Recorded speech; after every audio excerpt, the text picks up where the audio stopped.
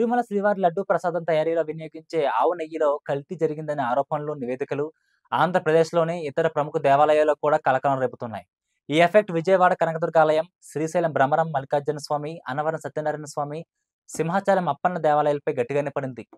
ఆయా ఆలయాల్లో ప్రసాదాలను ఆవు నెయ్యితోనే తయారు చేస్తున్నారా? నాణ్యతా ప్రమాణాలు ఎంతవరకు పాటిస్తున్నారు? అనే దానిపై ఏపీ సర్కార్ ఫోకస్ పెట్టింది.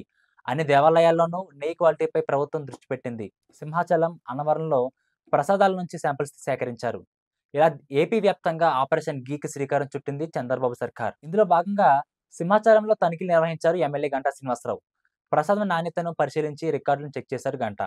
లడ్డూ బరువును తూకం వేసి పరిశీలించారు. తక్కువ రేట్లకు నెయ్యి కొంటే దానిలో క్వాలిటీ ఎలా ఉంటుందని అధికారులను ప్రశ్నించారు. ఇక అన్నవరం ప్రసాదంపై కూడా ఆరోపణలు రావడంతో ప్రసాదం తయారీ కేంద్రాన్ని ఎమ్మెల్యే సత్యప్రభ పరిశీలించారు.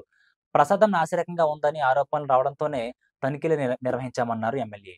6 నెలలకు ఒకసారి టెండర్‌ను మార్చాల్సి ఉందని, అయితే 2 ఏళ్లుగా ఒకే వ్యక్తికి టెండర్ ఇచ్చారన్నారు సత్యప్రభ.